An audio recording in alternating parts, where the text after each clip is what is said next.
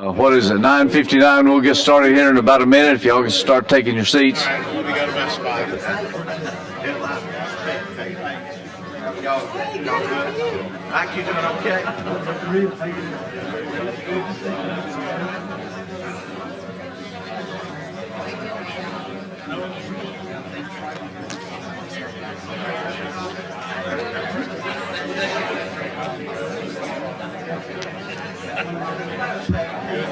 I think so.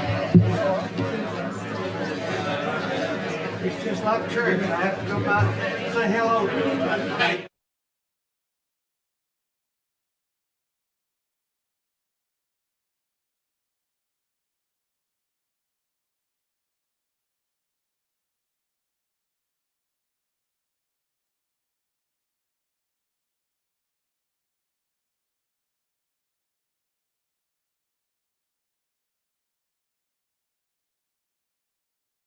Note on some matters. First off, we've had to change our agenda up some. And the reason for that, frankly, is my initial intention was to work through lunch and for us to get, lunches in, but because of administration or maybe my personality, we will not be getting lunches in, so we'll be taking lunch breaks, all right? The second thing is we have changed, and there's two agencies that will not be here in the next couple of days. I want to explain a couple of that, if may. DOT, they have a previously scheduled meeting, when is it, about 10 days? 2 weeks, right after Labor Day sometime, there's another meeting with DOT, and rather than having them give a similar presentation in this way, in the spirit of efficiency and requests from the higher levels, we're letting them off this hook and we'll catch them on that hook. Does that make sense? The other is DOC. You will see in your packet that's handed out a letter that's dated yesterday from DOC explaining their absence. They had a previous scheduled rondes valse down at the lodge this week, so they will not be here, so we'll have to catch them at another time also.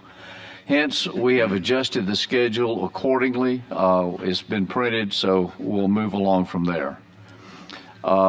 Next, let me thank everybody for being here, both legislative members and agency members. There's one thing that I've discovered in doing this in a number of years is because we have, it's amazing what you discover when people begin talking with one another.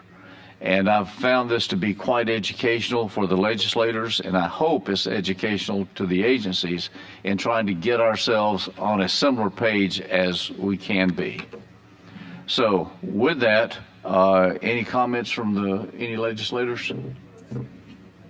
No? Then let's dive right in. Mr. Othni Lathram, LSA, are you ready, sir? I'm ready. I'm ready. Thank you, Mr. Chairman, members of the committees. I think this is a little bit like getting your dessert before you have to eat all the vegetables. So we're gonna, this will be your fun presentation of the day. And I've got a few pictures that we'll walk through in a minute, and obviously some facts and figures, which I know you're most interested in, Mr. Chairman. But before I get to that, I want to give just a little bit of background information and remind y'all how we all got here. As we know, we moved into this building, or our predecessors moved into this building in 1985 on a temporary basis while the Capitol was being renovated, and yet here we are 40 years later, still using this space. Obviously well beyond what it was intended for and well beyond our ability to keep it up and use it as a healthy and functional building. So about 3 years ago, we started in sincerity, having done a facility assessment of this building and finding out it was the worst in terms of upkeep and deferred maintenance in the entirety of the Capitol complex. and looked at, in that process, the council had before it the opportunity to try and stay in this building. And in pre-COVID dollars, that was going to cost us about $60 million in deferred maintenance just to get kind of up to snuff and not have a building that functioned any better than this one does, right? That would have been no practical improvements. It would have been just getting, kind of the core functions up to date after years and years of neglect. The council didn't think that was a very good use of taxpayer funds, and so instead we started exploring the idea of building a new state house, which of course had been done a number of times over those 4 decades as well. And I think we were able to reach a really good partnership with the retirement systems of Alabama in order to do this in a way that was appropriate, respectful of your budgets, and of the taxpayer dollars that we're all stewards of.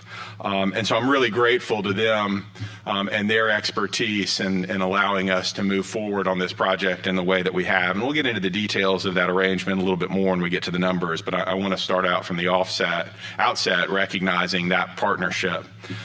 We have 2 great architects involved, Goodwin Mills and Kaywood, who we're all familiar with here in Alabama, certainly have a big role in the state of Alabama and a lot of public buildings and spaces is the primary architect. And then a consulting architect, Robert A.M. Stern and Associates out of New York, who's known in the kind of more grandiose public space. They were involved in the recent Virginia legislative building, Capitol Annex, that was done in Virginia. They're currently working on a House of Representatives office building and committee space in Minnesota. They've got a bid in on the Illinois Capitol renovation. I don't know if they're going to end up being there or not, but obviously architects who are used to dealing in capital complexes and capital and historic landmark kind of spaces, and so we were very lucky to have them involved as well. And then the general contractor on the project is Jesco Inc., also here in Alabama. To remind you a little bit about the timeline, we have a pretty impressive timeline. We signed our agreement with RSA, the construction agreement, in September of 2023, so not quite 2 years ago. Is when that contract was signed. We had already done kind of a space assessment of this building and what it had versus what it was lacking and were looking for, but didn't get in earnest in working on designs, plans, or construction until that contract was signed, again, just 23 months ago. So we're on a pretty accelerated pace. Just to give you a reminder, this is where we're landing. In terms of the building that's being built. This was May 27th of 2023. And I thought y'all might get a kick out of it, and I'm not going to spend a whole lot of time on each slide, but here's one picture around the 27th of each month since May of 2023, and it just gives you kind of an idea of just what a tremendous job has been done on the construction of this facility and the coordination between all the many contractors and the work that was being done. Mind you, we landed on the exterior shell, and so while this was being built in this way, we were still finalizing the interior spaces. We knew how much square footage we need. We knew how it was going to come along, but very impressive to see just how much this project has come together. This is a picture from last night, so if you went out there today, you'd see roughly that today. In September of 2024, we were able to reach a second agreement with RSA. From the very beginning, we knew we weren't just building a new state house. We were going to have to make some pretty significant renovations and improvements to the Capitol complex as a whole. And a couple of things drove that. I mean, number one, we all know we have a pretty significant parking shortage in the Capitol complex. We were taking up the largest of our parking facilities in order to build this new building, so we knew we were going to have to deal with parking in some way, and we're going to have to build a parking deck. Second, it'd be an awful shame for that building to go up in the block behind us and us not tear this building down. right? And this building deserves to be torn down. We've already kind of covered where we were, where we were at in terms of the deferred maintenance. You know, there's not really a way to repurpose this building in a way that makes any sense and would be respectful of our obligation, again, as stewards of the taxpayer money. So this building needs to be torn down. You might recall in my lifetime here, we've had at least 3 major floods where I've been able to look out and see cars floating in our parking lot and in our parking deck. I've seen snakes in the basement of this building as it was waist deep in water. And so we've got a number of improvements that have to be made as part of this capital complex renovation to deal with drainage and to deal with, you know, the problems that aren't just ours, but that affect this, you know, this quadrant of the city, if you will. And so when this building goes down, we're going to have to spend some money dealing with, you know, holding facilities for water, drainage issues, which are for our benefit, but also for the benefit of our neighbors. And again, this whole kind of quadrant of the city. And then finally, we're going to have to obviously spend a little bit of money on park space, and we're going to end up with, so this probably should have been the next slide. I want you to know, if we have these kind of hearings starting next year, this is the joint committee room that we're going to be in, or at least a rendering of it. And again, I think you'll see as we go through this, the balance that we struck on functional but appropriate spaces in the new building. But as a reminder, you know, we're going to end up with a Capitol complex, you know, more of a campus feel when we get through this, which will be a vast improvement, both in terms of how we're able to function and use our space, but how visitors and the public are able to function and use our space, and how we tie in to the rest of the Capitol complex. So again, in January of September of 2024, we're able to reach an agreement with RSA to handle the rest of that project.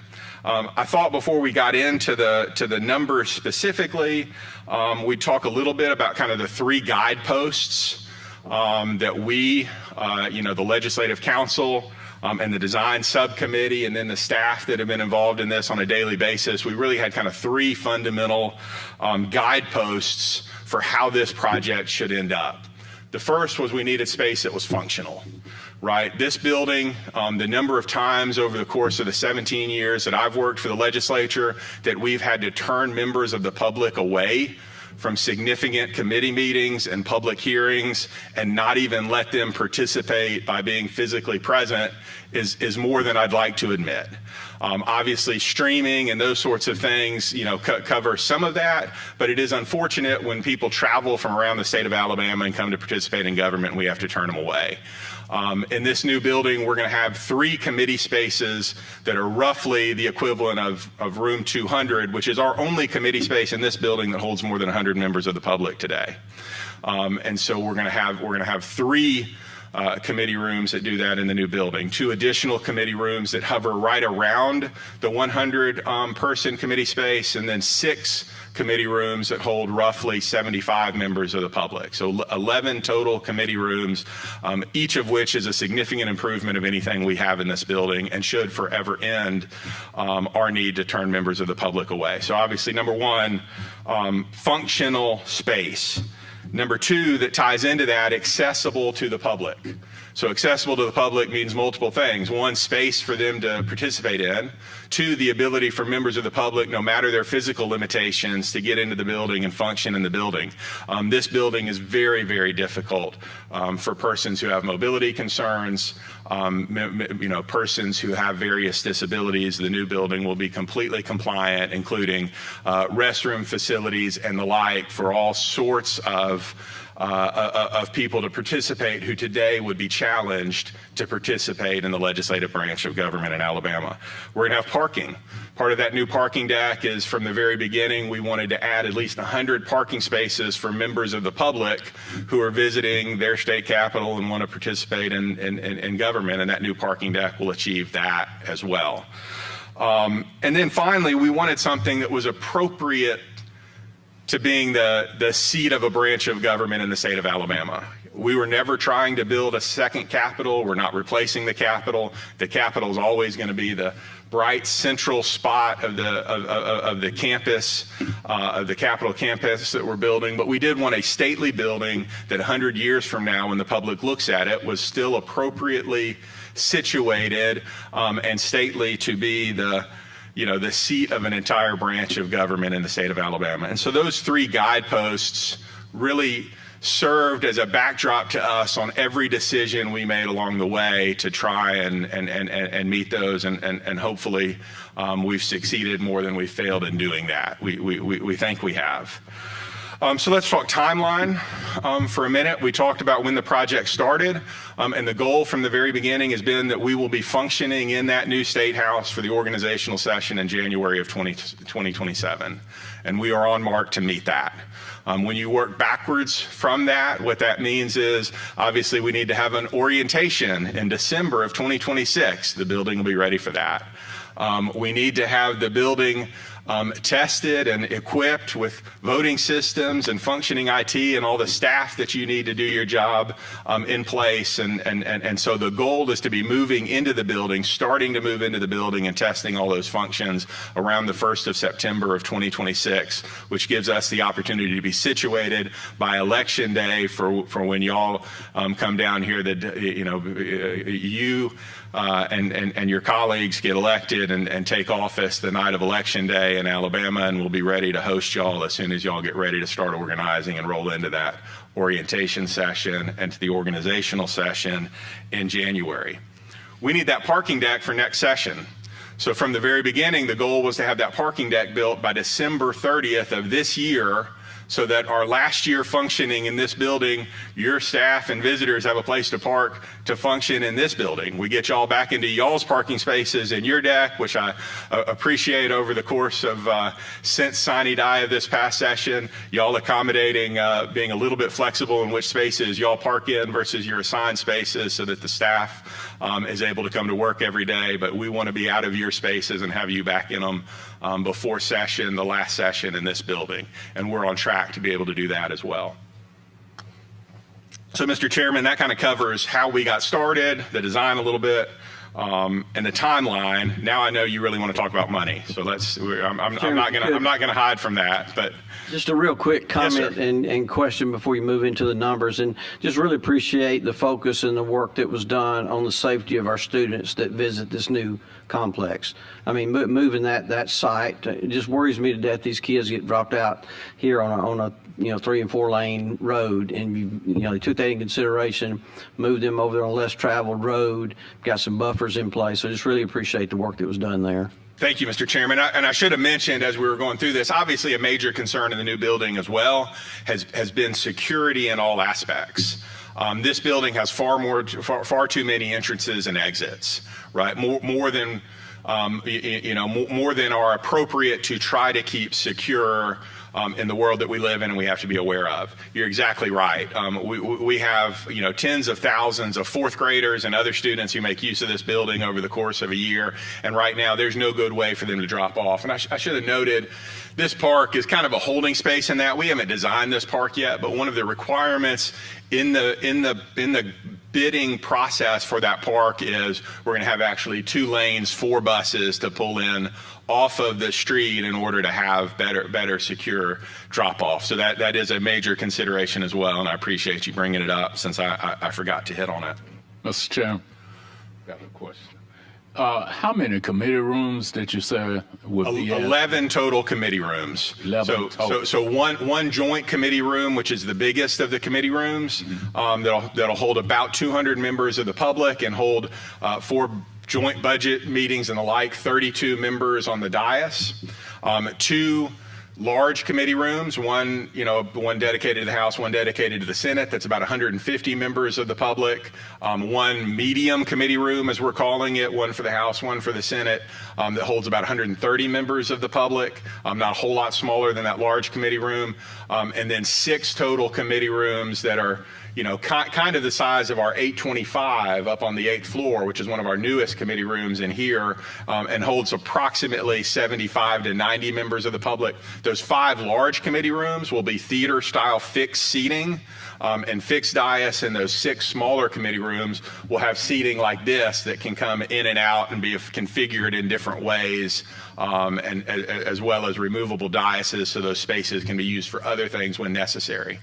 We're also going to have a multi-purpose room on the first floor, which is roughly the size of this room 200, but won't be used for any committee rooms. So where we'll be able to have luncheons and meetings and gatherings of the public over the course of session without having to scramble to set up a breakfast or a lunch in here and then get out of the way for committee meetings. It'll be a room dedicated to that kind of space.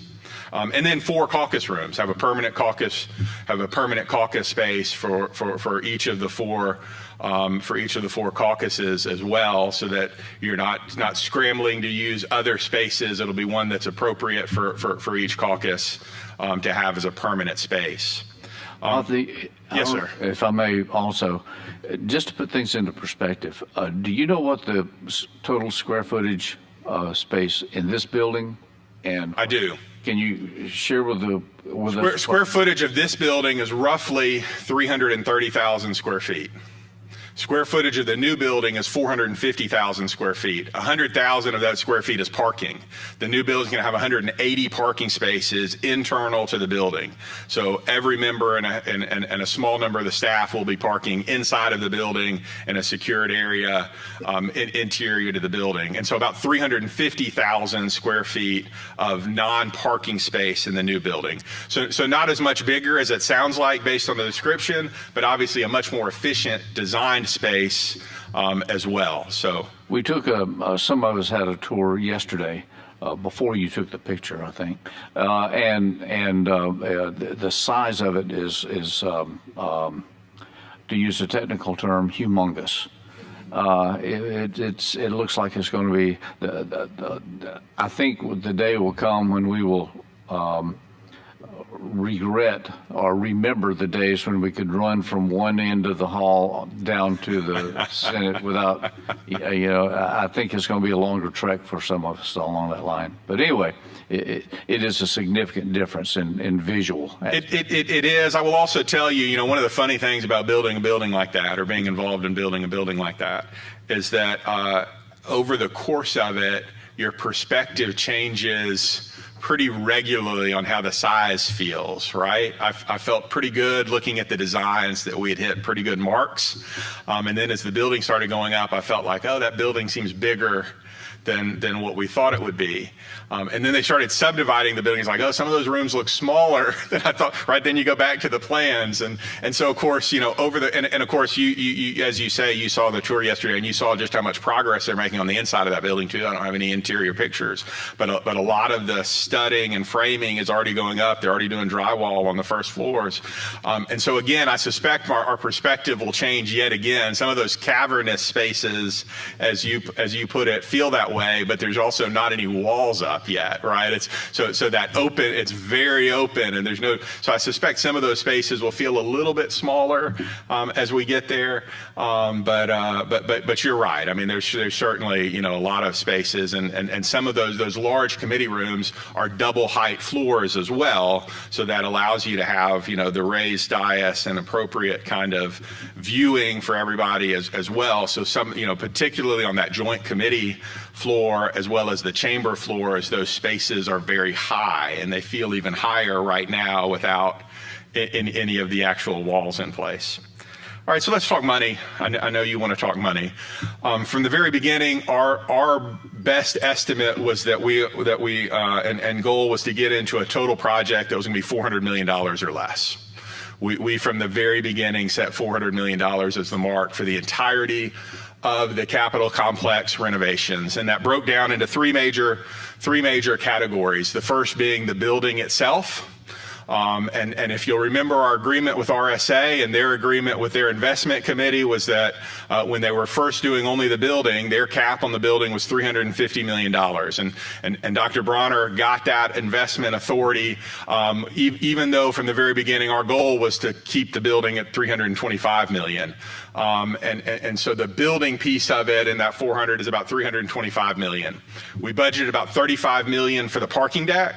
And this is where a reminder comes comes in that parking deck isn't just a parking deck. You may or may not know this trivia fact that could come in handy in the future. All of the HVAC systems of the Capitol are run out of this building today. And so the boilers and chillers that heat and cool the Capitol are in this State House. So we had to accommodate that, right? So part of that parking deck project is the building of a very large mechanical room that's going to tie into the current tunnel, which does go away. I know some folks were hoping for a tunnel that would have blown the budget. The tunnel is going to go away, but that current tunnel space is going to be repurposed and tie into a new mechanical room. And we're as part of this project providing new chillers, new boilers, and all of the new infrastructure to heat and cool the Capitol.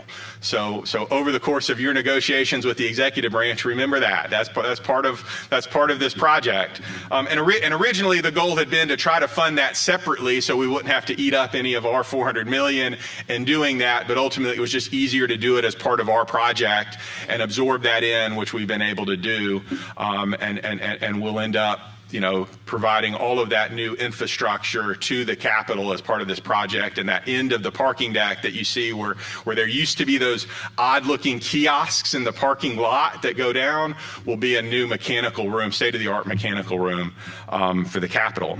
So about $35 million was budgeted out of that 400 from the very beginning for the parking deck and mechanical room that's necessary for the Capitol. And then that leaves you with about $40 million for things like furniture and fixtures, new voting systems, all of the IT that's necessary, wiring and server rooms, servers. We didn't want to move into a new state-of-the-art building and then take over 12 and 15-year-old servers and 20-year-old voting systems that we've done our best to keep up to date through this building, but you don't want to move them from this building to that building. So all of the stuff that is extra, the security apparatus, right? We're gonna upgrade our camera and security infrastructure as well in that building. So roughly $40 million for all of that other, as I would categorize it. So how are we hitting the mark on the budget? Well, the building is now 100% bid and awarded, and we are slightly under budget on that $325 million mark and expect to be able to complete that building, including any minor changes and other change orders that have come along in that process. We expect to complete that building and several million dollars under budget of that $325 million mark. The parking deck came in about $3 million under that $35 million mark. So we're going to come in closer to $30 million than the $35 million, slightly ahead of schedule. And we're now in the process of procuring all that extra stuff, right? All of those IT systems, the voting systems, the voting boards, the visitor screens, all of that as well. And we believe we're on track to come in slightly under budget on that piece as well, although there's still a number of those contracts to be negotiated and a number of those things to be procured. So to date, our current projection is we should hit that. We should hit just shy of that $400 million mark. So how are we going to pay for it? Which I know is also part of your purpose for having me today. You might remember from the very beginning, I talked maybe less publicly than this, but we talked about it would be unwise to finance all of that $400 million under our agreement with RSA, because our agreement with RSA is basically a lease to purchase. I don't like that term because we're not really leasing, we're buying the building, right? But we don't want to be paying off IT costs and building, grass for a park over the course of a 25-year mortgage in essence. And so from the very beginning, I pressed hard, I know on leadership and the 4 budget chairs, that we needed to come up with some significant funds up front so that we would in essence be paying cash for pieces of this that weren't the building itself that had a 100-year lifespan, and therefore you make sense to have a 25-year mortgage on.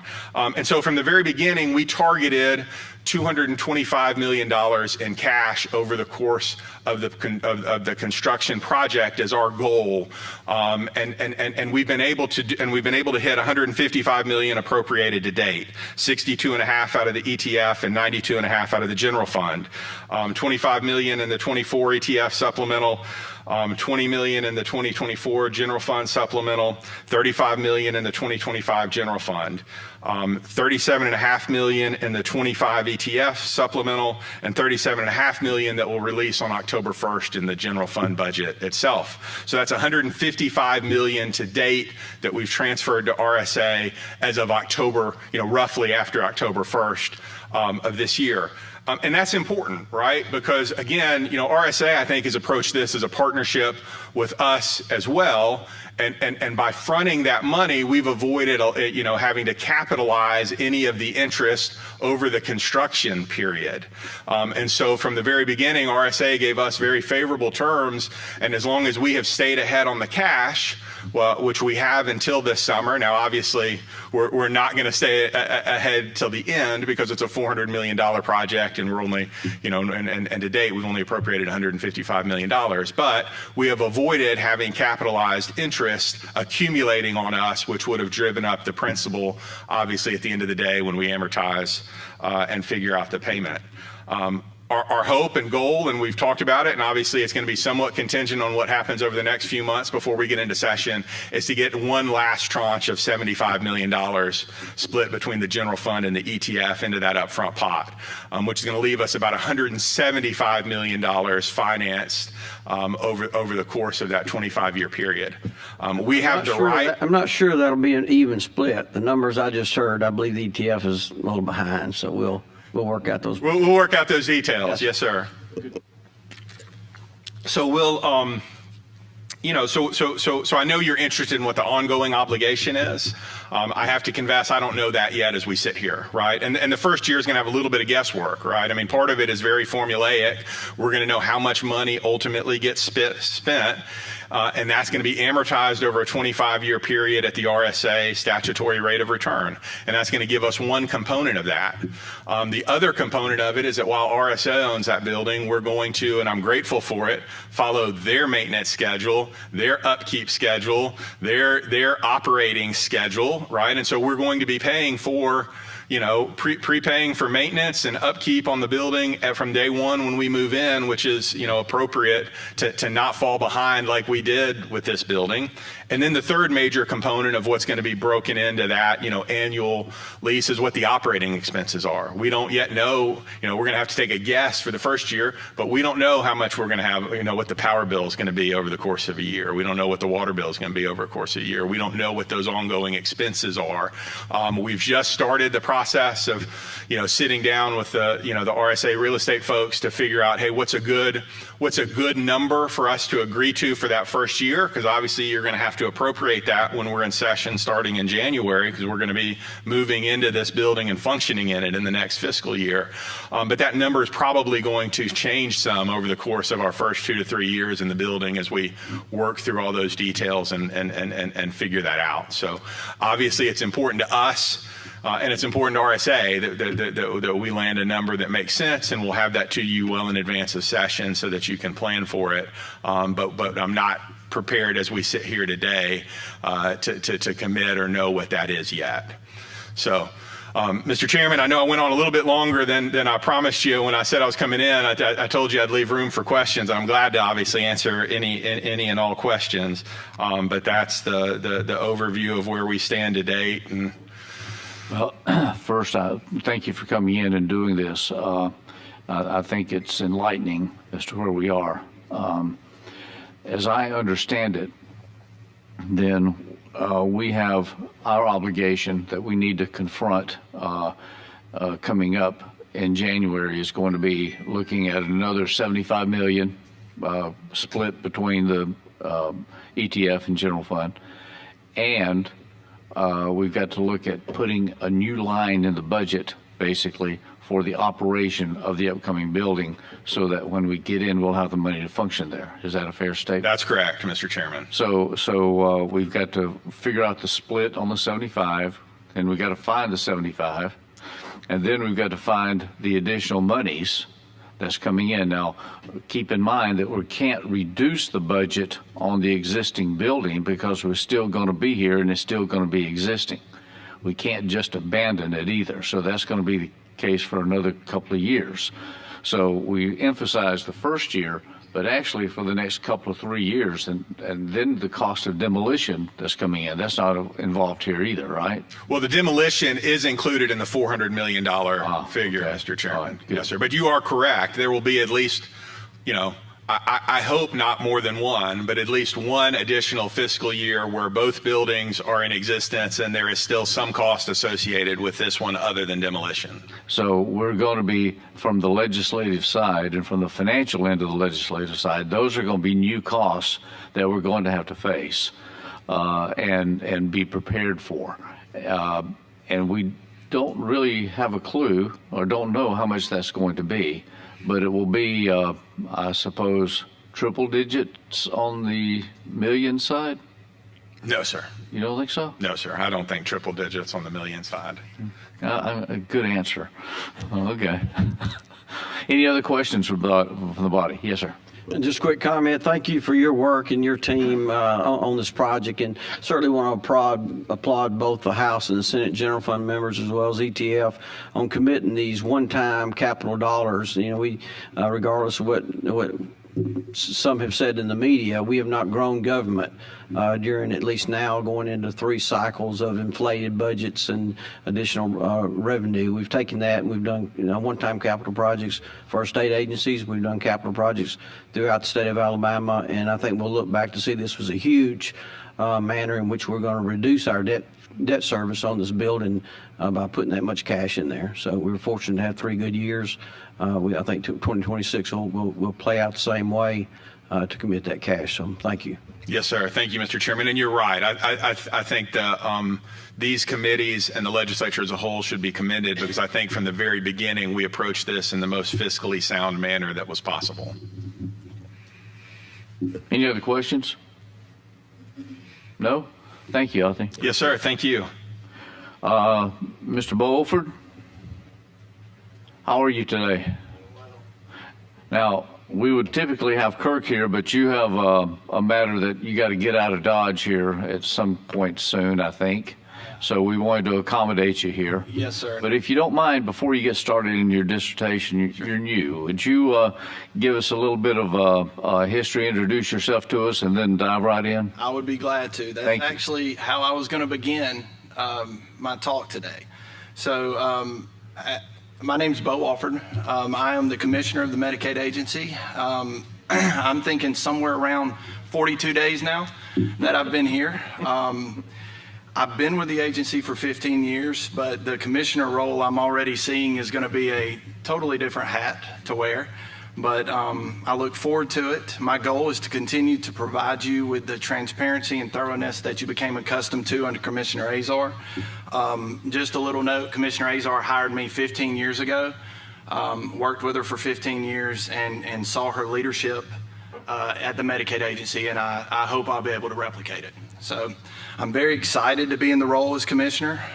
Looking forward to getting to know you. I've met some of you before I took this position, and I've met some of you since I've taken this position. But if I haven't met you, I look forward to meeting with you and working with you in the future. So to begin, what I'd like to do today is just give you an update on 2 pieces of legislation that you passed last legislative session that we're working to implement at the Medicaid agency. First, the presumptive eligibility for pregnancy. So you may, if you talk to Medicaid staff, you may hear of that being called PEP. This is for presumptive eligibility, and we're working to get everything implemented on October 1. There's no reason we will not be able to start on that date. We have filed all the necessary documents up to this date for the October implementation, and we'll soon be working on provider notifications and provider communications regarding presumptive eligibility. Likewise, the colorectal screening that passed the legislature this past session, we also will have it take effect in October. That's an important piece and a new covered service that will be offered for our Medicaid recipients. So I wanted to give you guys an update on that since they passed last session. So I was asked to come over and discuss some funding issues facing Medicaid as well as other points of interest for the Medicaid agency. I think the best way to start the conversation probably is to discuss the elephant in the room, and that's the big beautiful bill. I'm going to call it OBA today. You've probably heard it called several different things, but for purposes of today, I'm going to call it OBA. So as everyone's aware, on July 4th, the president signed this piece of legislation into law, and I know there's been intense media coverage of this bill. Some coverage has focused on Medicaid programs and the Medicaid sections of the bill and the possibility of cuts to federal Medicaid funding. Obviously, that's a concern when you hear stuff like that, because people automatically start thinking, well, if there's cuts to federal funding, you're going to have to find other sources for that funding. But I want to reassure you at this time that after our analysis, with the help of our external stakeholders, also national associations that we're part of, we do not anticipate Alabama being one of the states whose Medicaid funding is going to be overly affected by OBA. Throughout the spring and summer, as this bill went through both chambers of Congress, we paid attention to the bill, we paid attention to the comments and the different versions that were being passed. And we've determined that most of the changes in the final bill will impact Medicaid agencies that are situated differently than those in Alabama. So, for example, a lot of coverage you probably heard on the provider tax language in the bill. Now, while Alabama may not be able to create new provider taxes or raise current provider taxes in the future, the funding reduction portion of the bill related to the provider taxes will not apply to Alabama, as Alabama is not an expansion state. Therefore, our statute should remain relatively unaffected. Likewise, the state-directed payment portion that you've probably heard about, they affect the managed care states. Alabama is a fee-for-service state, so it should not affect the state of Alabama Medicaid agency. Now, there are portions. Hold up. Yes, sir. I want to make sure that I think I understand what you said. Yes, sir. I'm sorry. There's a question in the federal law, whatever it's called, that had to deal with those taxes, the what you call them? The provider tax. Provider taxes, Yes, thank sir. you, yeah. The provider taxes, and we have those, I think 4 of them. Yes, sir. We have them. And those will not be affected by this law, is No, that sir. correct? Not by. They will remain in place. That's correct. And they'll continue to have the same effect of drawdown and such, is That's that correct? Yes, sir. Okay. And you mentioned about an expansion. You're talking about the Medicaid expansion. Medicaid correct? expansion under the ACA. Yes, sir. We haven't done that, and so we don't have any clawbacks or anything involved with that. That is correct. We have not done that, and that will not affect. But we will not be able to pass or to do any further provider taxes. Is that correct? Not at this time, no, sir. Okay. I just want to make sure I understood that. All right. sir. Thank you. I do want to say there are portions of the bill that are going to be applicable to Alabama. Specifically, there are portions of the bills that they're going to be applicable to the Alabama Medicaid agency. I'll give you an example of one that we've already looked at to see if we had to do system changes or how it might affect our application processes. So when a recipient applies for Medicaid today, they could be eligible for the month of application that they apply. They also could be eligible for the 3 months prior to the application that they apply. That's called retroactive eligibility. But I do want to reiterate, you have to meet all points of eligibility for the application month and the 3 months ahead as well. So what OBA did was OBA reduced the retroactive eligibility months from 3 to 2. So what we did, we do not anticipate any interruption in processing applications. We don't anticipate any interruption in our ability to make system adjustments to adjust the 3 to the 2 months.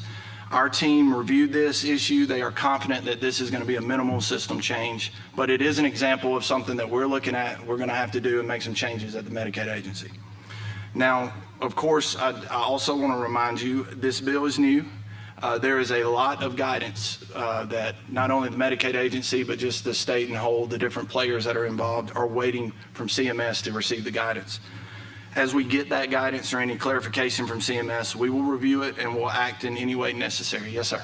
I want to clarify something. When you're talking about receiving guidance, Yes, sir. you're if I understand correct, you're talking about regulations to implement the bill. Is that correct? Yes, sir. It will be that. It will also be. Step up to the closer mic. Yes, sir. It will be that, or it will also be any interpretations that CMS may have. Any state, they'll send state Medicaid director letters. They'll say state health officer letters. that kind of guidance. So all the regulations that will implement this and the decisions and such are yet to be done, and that's going to take a while. Is that correct? That is correct. Yes, sir. Until we get to those, we're going to do the best we can in regard to what the existing guidance could be or should be, or how are you going to deal with that gap? That's what we would do. But now I do want to point out that a lot of the guidance that is anticipated, a lot of the regulations will not affect us, because it touches portions of the bill that do not apply to Alabama Medicaid. Okay. And that again deals with the expansion aspect? Yes, sir. Okay. Thank you. Yes, sir. So just reiterating where you've heard in the news that other states may be having to take actions in preparation for the Medicaid funding portion of this bill. Right now, we do not anticipate that being the case here at Alabama Medicaid.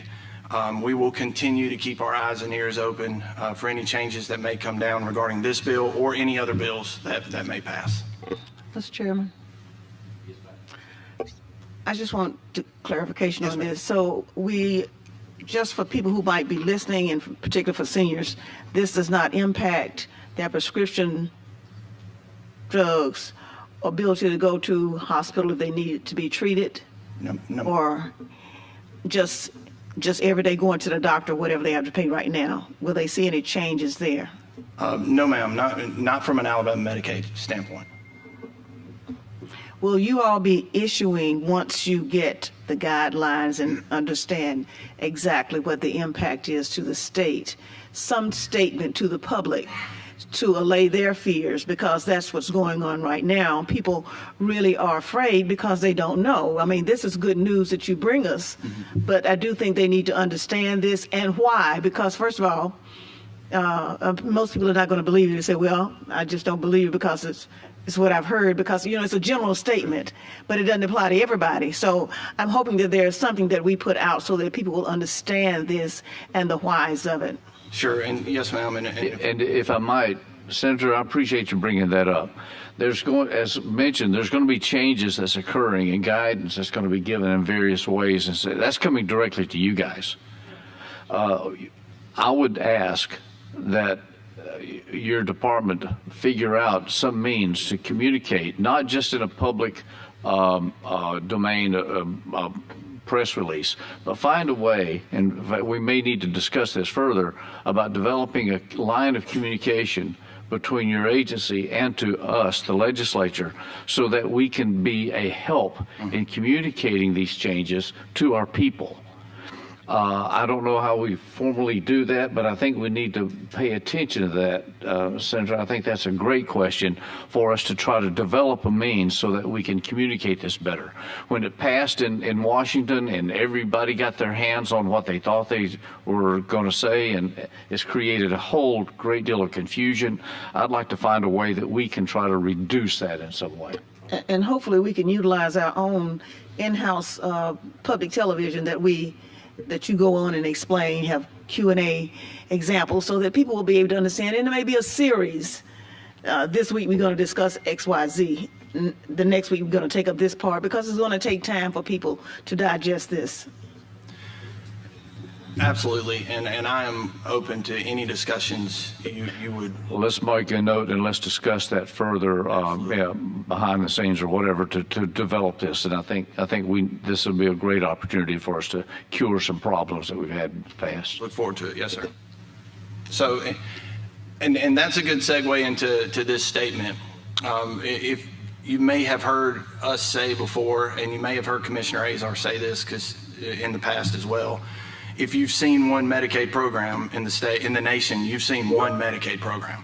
All Medicaid programs are different. Now, it is true that all Medicaid agencies have to follow the Medicaid Act, and they have to follow the federal rules and regulations. But each state is able to implement its program through its own state plan or through its own waiver documents for its waiver programs. And Alabama is no different. The thing about that I would say about the state plan and about the waiver program is those are the things that are our covered services. Those are the things that we as a Medicaid agency know about. The things, what I would like to note for you now is maybe a few recurring issues that we see at the Medicaid agency and that we routinely face in the form of some unknowns. So first of all, it's always important, and it's always at the front of my mind trying to manage the unknowns. So examples of unknowns, what are they? A few are healthcare inflation, unknown drug costs, and regulations or statutes that may be implemented in the future that just simply are not in place when we're doing like budget projections or something like that. Healthcare inflation, for example. One thing you simply cannot pin down in an exact form is healthcare inflation. So what am I meaning by this? Things like utilization and cost increases are unpredictable. Now, I do want to commend our team because they work extremely hard and they do a great job managing projections and keeping an eye.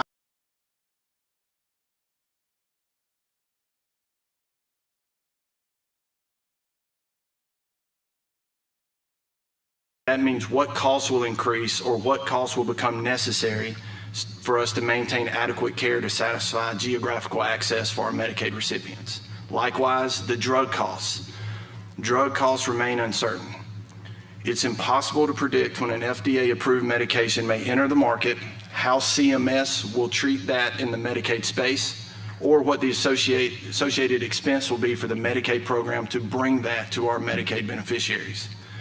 As with many of the other factors I've outlined, just like I said earlier, the staff consistently does an exceptional job of monitoring and projecting expenditures in alignment with available appropriations so that we can ensure the program remains within budget.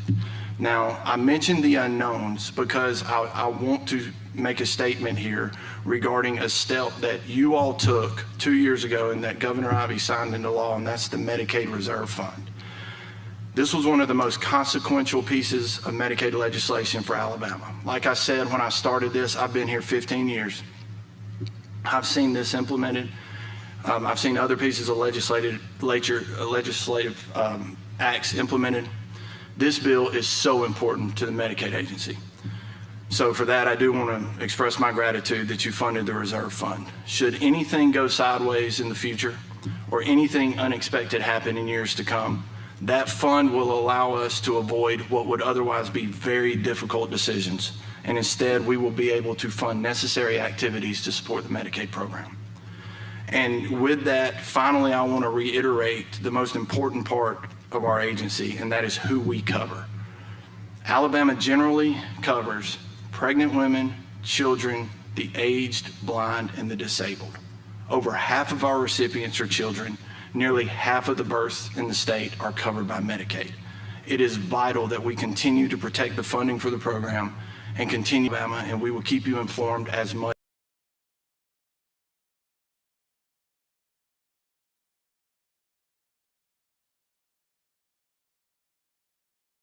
First is clarification. We were talking about provider taxes. Yes, sir. We can't initiate new ones. We can't keep what we've got.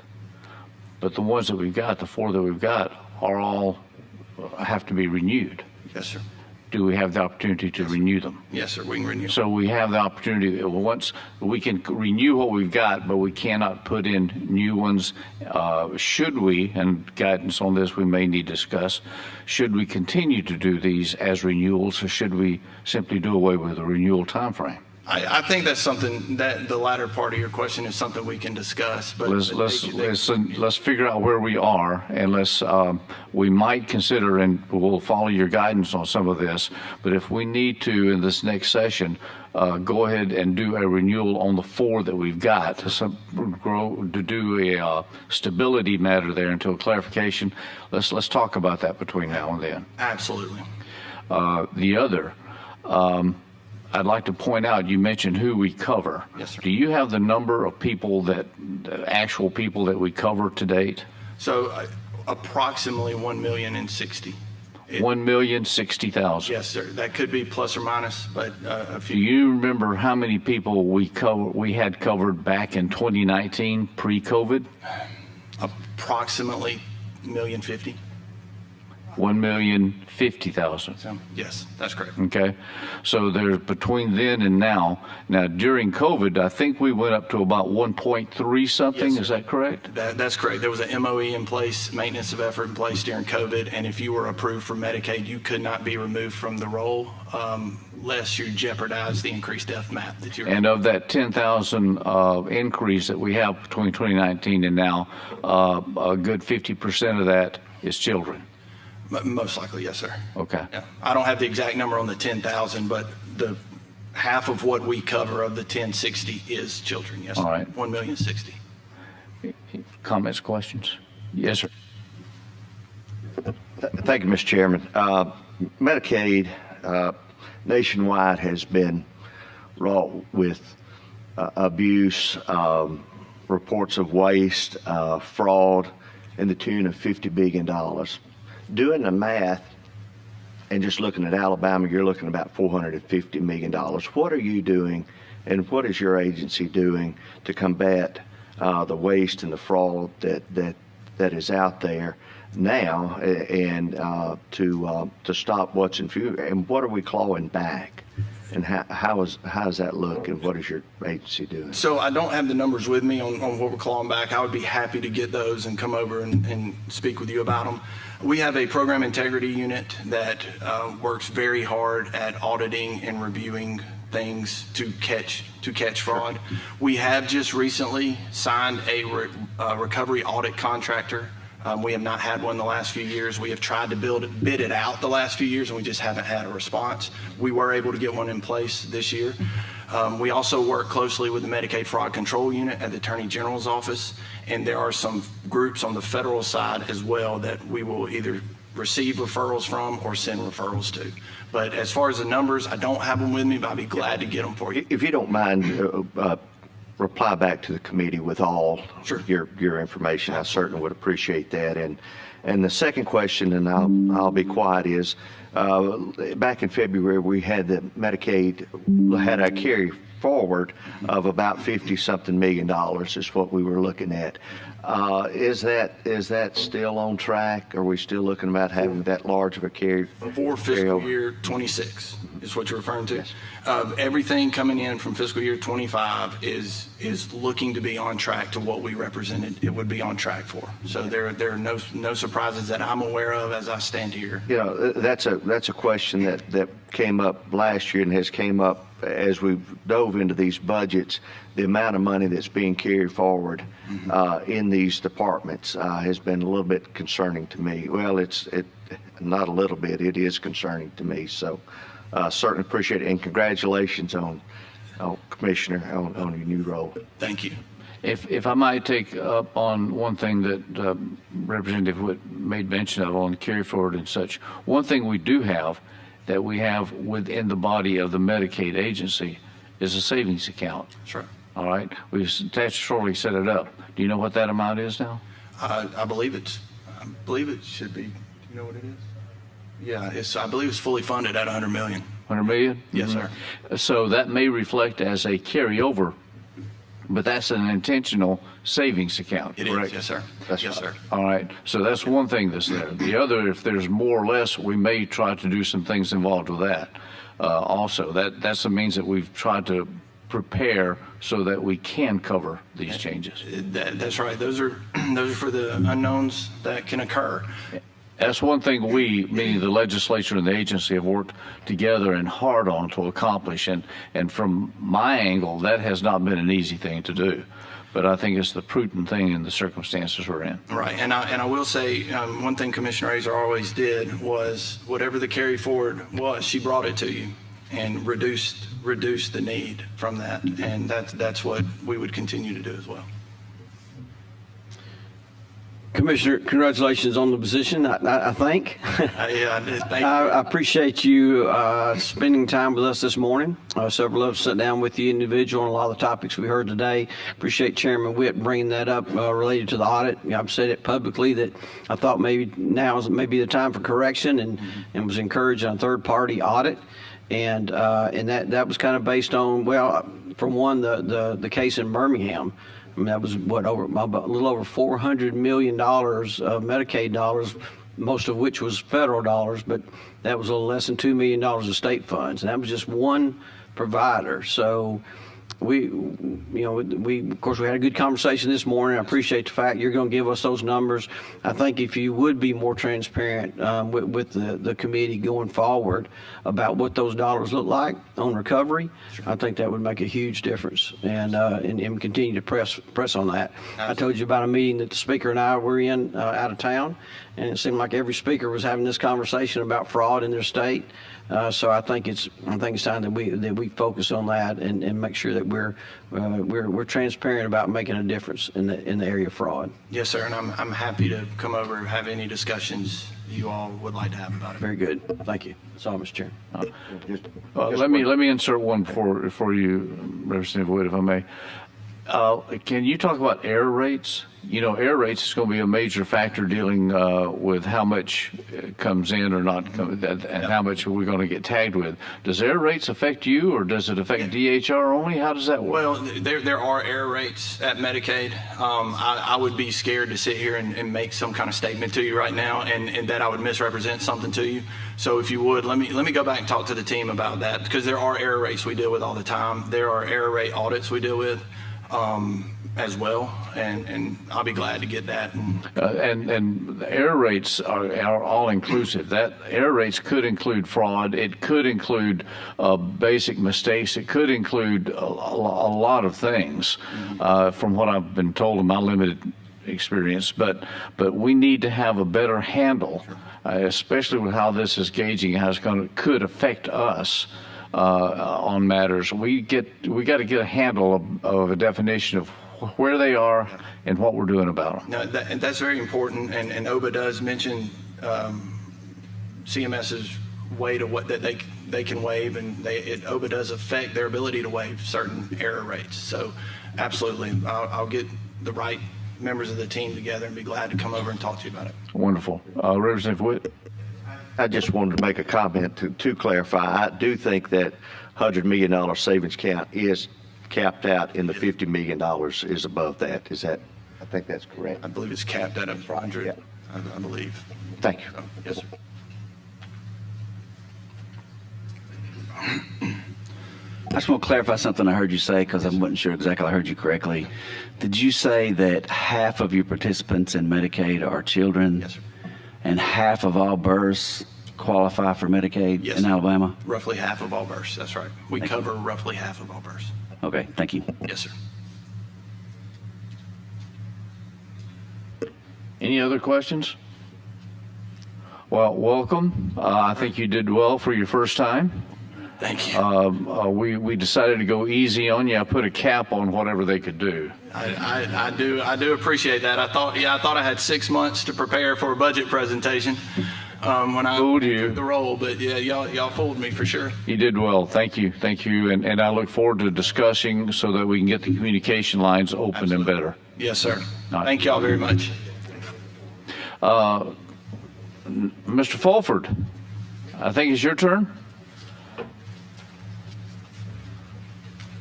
I noticed when I came down to see you this morning, you immediately vacated as soon as you see me come in the door. I'll remember that. Well, that was not intentional. I'm sorry. I had another engagement at the time. So, just FYI for anybody in the room or that would like to see it otherwise, the presentation I'm about to give is online. It's on our website. You can download it or go view it. And So, Senator Chambliss, I promise I'm not going to use the term sugar high today.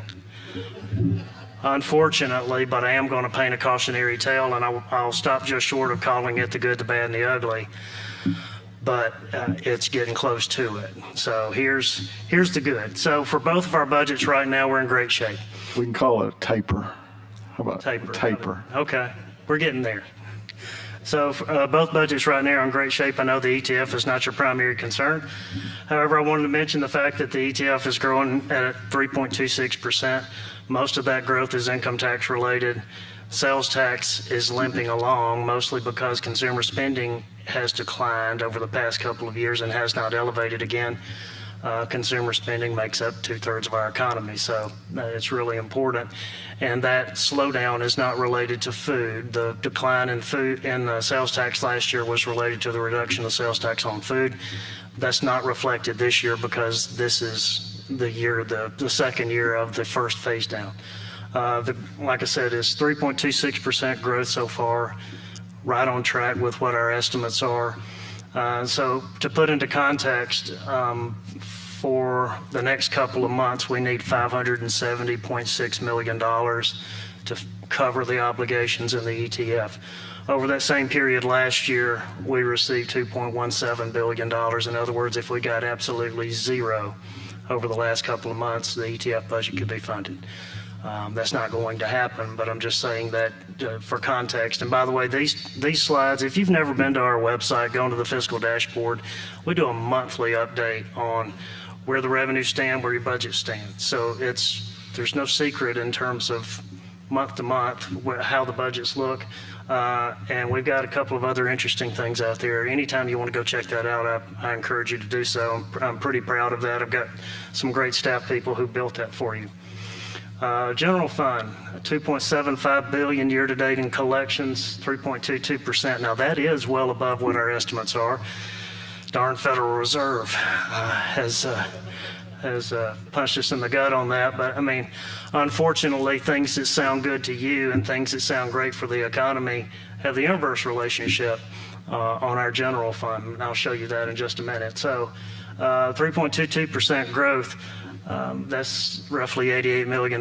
General fund's in a similar position. We need roughly $242 million over the next couple of months to fund the budget. Last year we got $712 million over the last couple of months. So we're going to end the year, and I'll show you how that comes into play in a couple of slides.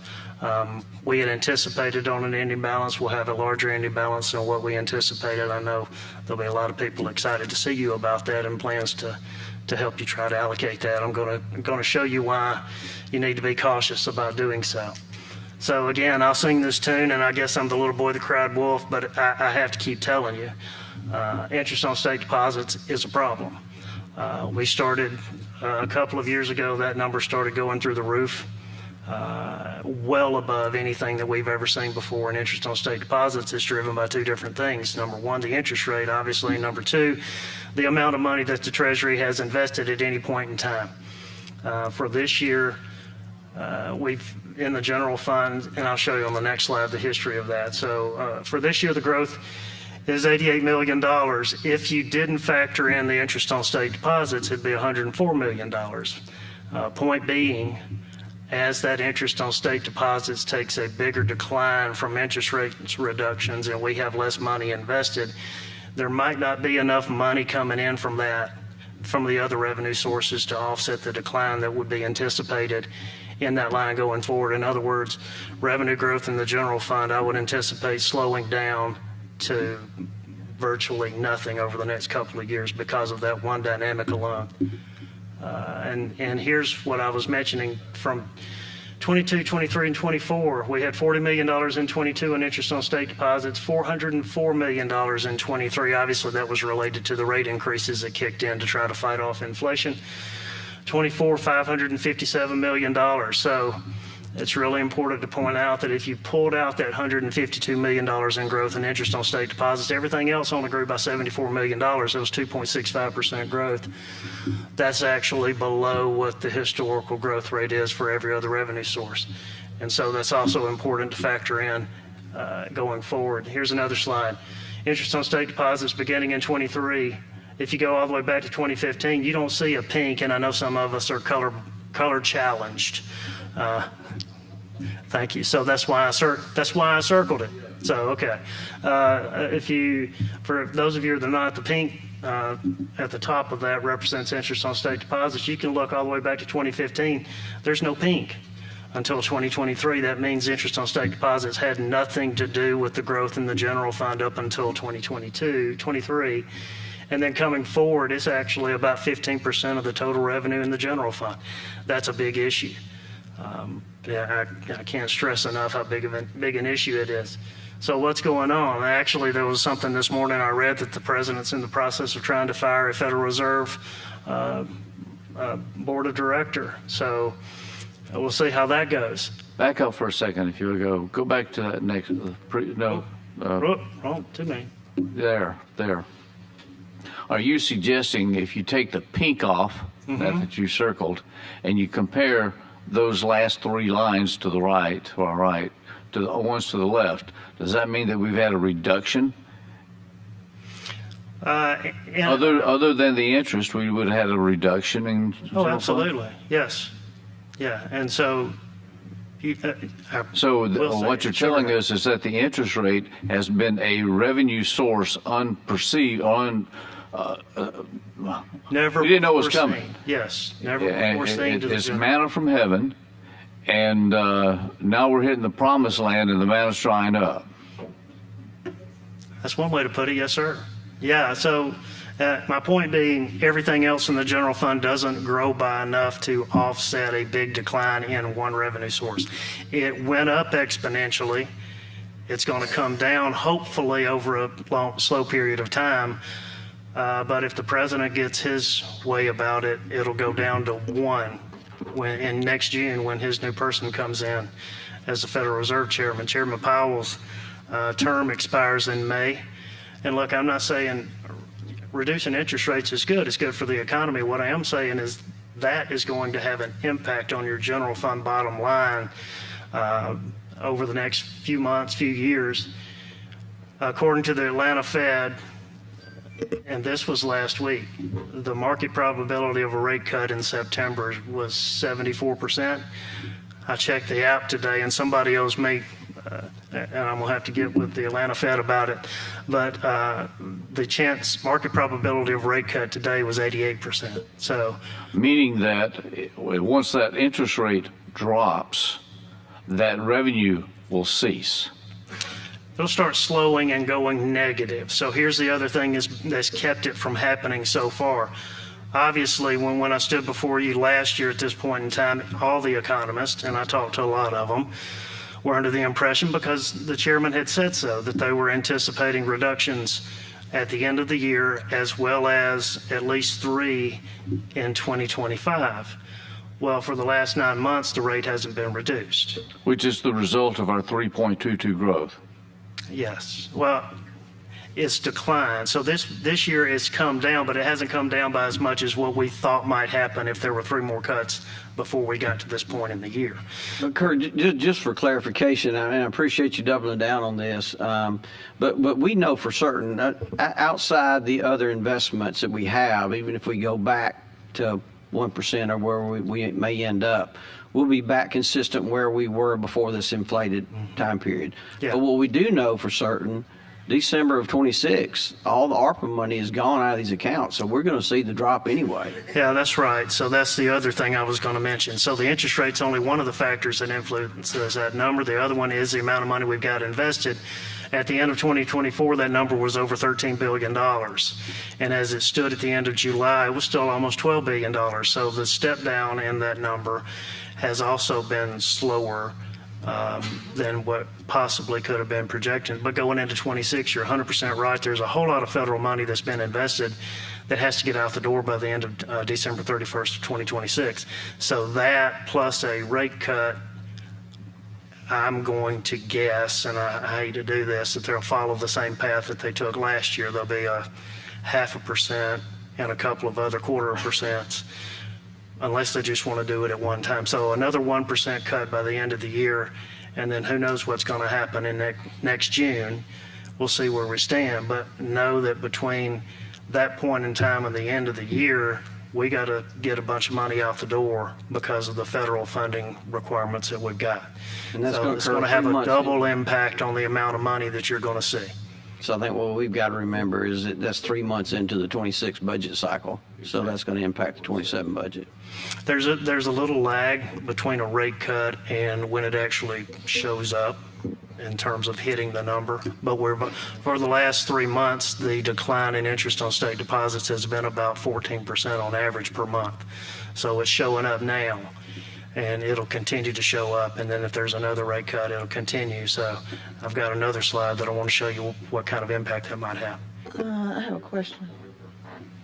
The carry forwards and the reserves, like in the Medicaid, the $100 million, is that included in the state deposits? I'd have to check to see on the language of, but the carry forward, yes, in terms of reserve funds, various reserve funds, there's other reserve funds that we do collect interest on. Yes, sir. Anything that doesn't say otherwise, the interest earned on it goes to the general fund. Okay. There are some funds that we've created by statute that have language that say interest earnings is retained in the fund. So even the carry forwards in these agencies, if we've appropriated them so much money and they haven't used it, that's invested also? Not if it's general fund money, because that's kind of cash in, cash out kind of thing. But if it's any other funds and they don't need it over a short period of time, then yeah, it could be invested. That's right. I think Senator Coleman, did you have a?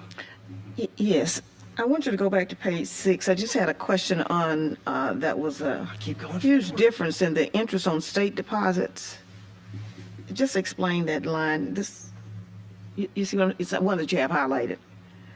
Go back over there. I must have missed something on that. Yeah. So between 22 and 23, obviously we had a lot of additional money coming into the state. Exponential growth in terms of revenues. A lot of that money wound up getting invested. The invested balance increase between 22 and 23 went up. And so, and coupled with, I took the slide out, but I've got a slide that shows the progression of interest rate increases over that period of time. And it was substantial, the largest increases over a period of time in the history of the U.S. The other one is the financial institution excise tax. Mm-hmm. Big negative on that. Yeah, so I caution people reading too much into that. I think last year there was an overpayment due to an audit, and so it was a decline relative to that. I think this year it's back on track, but being back on track shows a positive growth of $10 million. Unfortunately, that's really not a real growth. That's getting back in line to something. So there's a whole lot of in and out to some of these revenue sources that have to be considered. Again, paint. So here's the issue. So today I mentioned it was 88% chance there's going to be a rate cut in September. Yes, ma'am. Okay. This is one thing I just want to bring to your attention, and I know you're prepared for this. If Congress doesn't renew health care subsidies. Oh, I've got that on my list in a few slides. Yes, ma'am. Okay, I'll wait. Okay. Okay. That's a big issue. Yes, sir. I wanted to go back to the screen with the pink in the circle.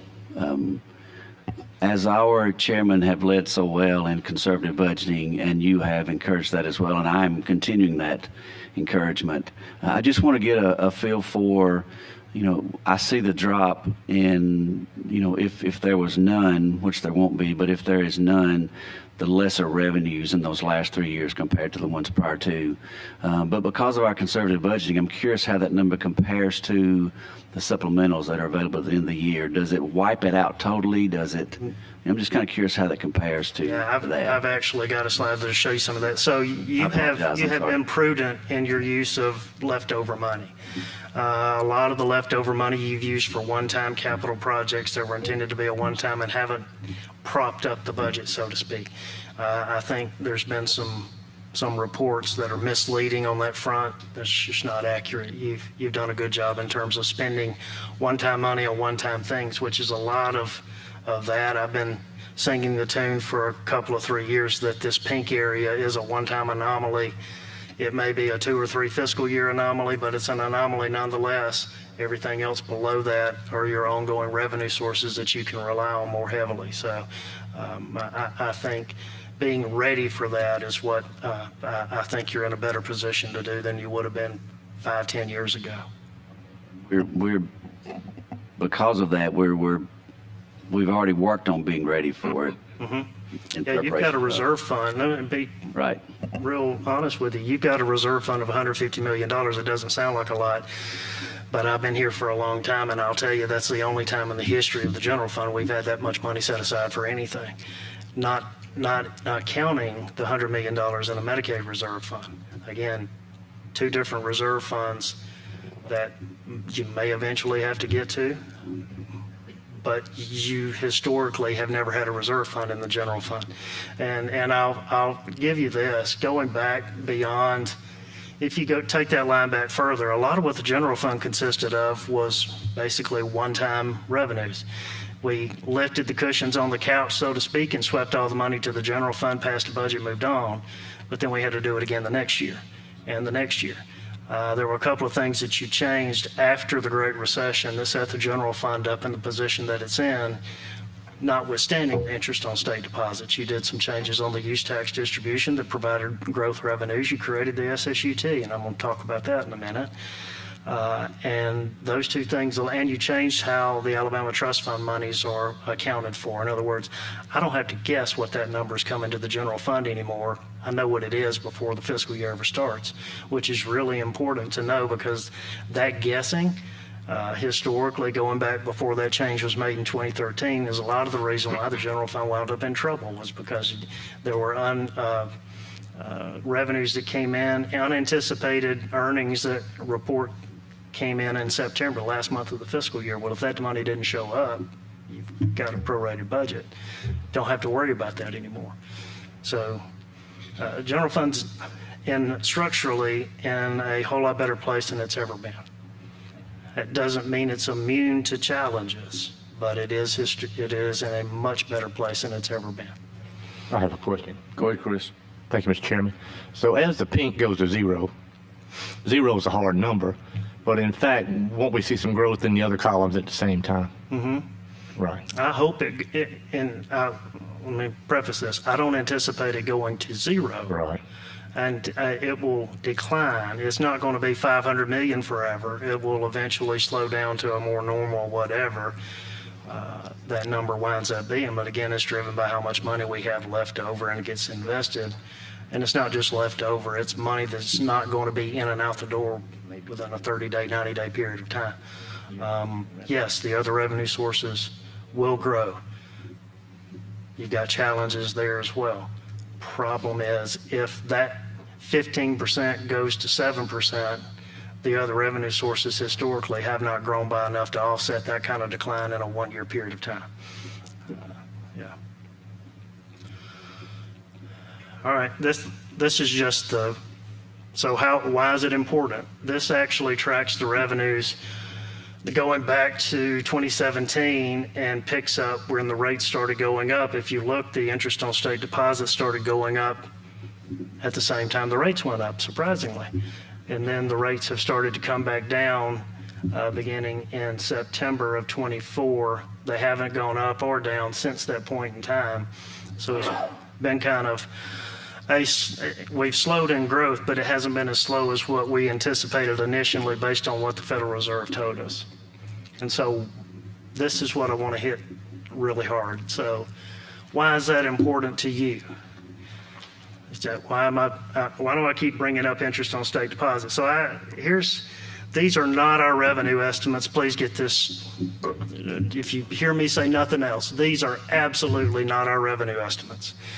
This is me playing with numbers, right? And I like to do that a lot because I kind of have to, but this is me throwing, hey, what could happen if interest rates decline by this amount and we lose this much money? So if you look at those 2025 figures are not going to be too far off from where the number winds up being. We've got a couple of months left, or a month and a week, and that'll be pretty close to where the numbers wind up. So if you go to 26, and you anticipate the interest on state deposits decline by 20%, which is realistic and probably a little conservative, to be honest with you, in light of what the discussion could be. So that'd knock $100+ million out of your interest on state deposits. If everything else increased by almost 4%, which is also generous because that factors in a couple of extra growth, look at the end of the year number in 26 is basically flat.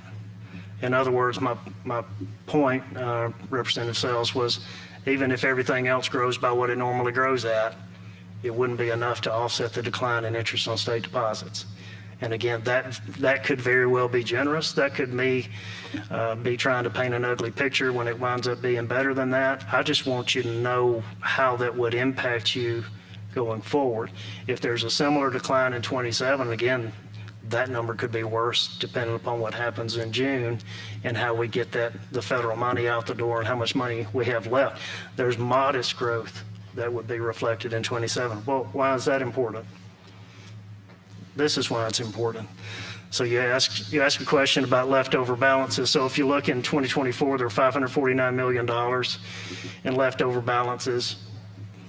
In a leftover general fund balance that doesn't include the reversions. You didn't do any supplemental appropriations this year, which allowed, with the revenues you're going to have, we'll wind up having a $470 million ending balance. That's great. We had anticipated ending balance of $333 million that was factored into the spending you did on the fiscal year 26 budget that you passed back in the spring. So if those earlier projections were to be right, then the 26 budget would, and you don't do any more supplemental appropriations.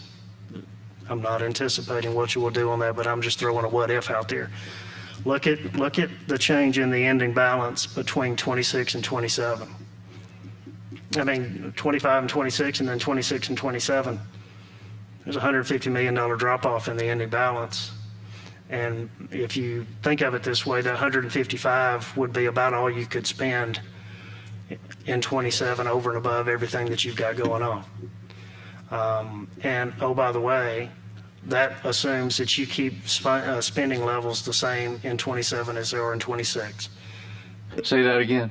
Assuming what? That assumes if you keep spending levels in 27 the same as they were in 26. Level funding. Not counting the ending balance conditionals that were released. So if you counted that number would only be $110 million. In other words, there's a big difference from 24 to 27 of 549 to what could be $110 million. It's a problem. It's going to be very important for you to make sure you pay attention to that. And I haven't even started talking about the federal funding situation. So that's... And keep in mind, one thing for illustration, we'll hear later on, one agency is already telling us that there's a $40 million need in just increased admin costs. I'll give you some good news on that one in just a minute. Slight good news. But again, that's what I wanted to paint the picture on and let you know. Interest on state deposits are great. Love to see the numbers, love to see where the budget is right now, but as that number declines and unwinds, it's going to cause you problems in terms of keeping pace with what your spending levels are going to be and understanding that you'll have to factor that into your spending decisions. So funding challenges in federal funds. I wanted to show you this one. This is really important to you as you consider budgets. So Alabama is one of the states that appropriates federal money. In fact, every dollar in the state treasury that gets spent has to be appropriated first. You're the controller of the appropriation process. So it is absolutely critical that you understand and pay attention to the issues going on in Washington with regard to federal programs, federal funding, federal grants, all the like, because it will eventually impact your budget in a big way. For example, in the ETF Appropriation Act that you passed for 2026, $17.7 billion in that budget was federal and local money. That's 63%. Other thing I want to point out, I'll do it on the general fund slide. So general fund's not a lot different, by the way. $15.5 billion appropriated in the general fund is federal and local money. And up on the upper right-hand side of that page, you can see where those federal funds were appropriated to. You heard from Medicaid with regard to theirs. They're actually the largest recipient of federal money for the Medicaid program. Right after them is Human Resources. You'll hear from Ms. Buckner this afternoon regarding the SNAP program and the TANF program. Big impact, big dollars. Transportation, obviously there's federal money for road projects, road and bridge projects, airport grants, mental health and public health. And oh, by the way, of that $15.5 billion, it comprises 64% of the money that you appropriate in the general fund budget document. Over $13.4 billion of that goes to 5 agencies. And again, that's not cash, that's just spending authority. You give them the authority to spend that amount of federal money if it comes in during that fiscal year. But it's really important. Other thing I'd like to point out is other state funds. So that, obviously there was a discussion about provider taxes. And those provider taxes generate about $1.8 billion in state revenues that goes to Medicaid that they use to draw down the federal money for those programs. It's really important to know that, because if those went away, you'd have to pick up the cost of $1.8 billion that you don't have to pay right now. And you won't have to pay going forward if you just continue the ones that you've got into the future. Again, transportation and the other ones. But what I want to point out about the other state funds is you've got some agencies, not calling anybody name, but you've got a lot of boards, you got a lot of middle column agencies that say, why would the legislature want to talk to me? I don't get any general fund money. I just have middle column money or my money. Well, my money, you don't get to spend your money unless the legislature appropriates it to you. That's really big point. I mean, there are lots of agencies, lots of boards, lots of whatevers in the budget that only have middle column money, but they only get to spend that money if you appropriate it to them. And I just wanted to point that out. I think if I might interject on that, other states' funds, you've got, that includes fees and such, driver's license fees, business tax driver's fees, license fees, business license fees, real estate fees, alcohol taxes that don't go to the general fund. It's every revenue source that goes to an agency or fund. that goes directly to the agency, that doesn't come to the general fund. Goes to the agency or Or the fund, ETF. but they can't spend it unless you appropriate it to them. It's still our money. It's still the people's money, absolutely. And it is a matter that it doesn't get spent until we appropriate it, and we have the authority and responsibility to appropriate it appropriately. Mm-hmm. And if you wanted to march every single one of them over here and have detailed budget hearings that got into the minute details of every dollar they spent, you absolutely have the authority to do that. Don't give my members any more ideas. Just making a point. So I think the commissioner got into some of this. I'm not going to hit on it, but again, federal funds are a big issue for your budget. These are some of the changes to the Medicaid program. As he indicated, most of these are not a direct impact on Alabama. I think the biggest one that a lot of people were concerned about were the provider taxes. That's a real impact on the states that have expanded, because not only can they not increase the provider taxes, their provider taxes are being clawed back to 3.25% over a 3-year period. So if they use that money to expand their Medicaid program, and a lot of those did, they got to figure out how they're going to fund it going forward out of their own revenue streams.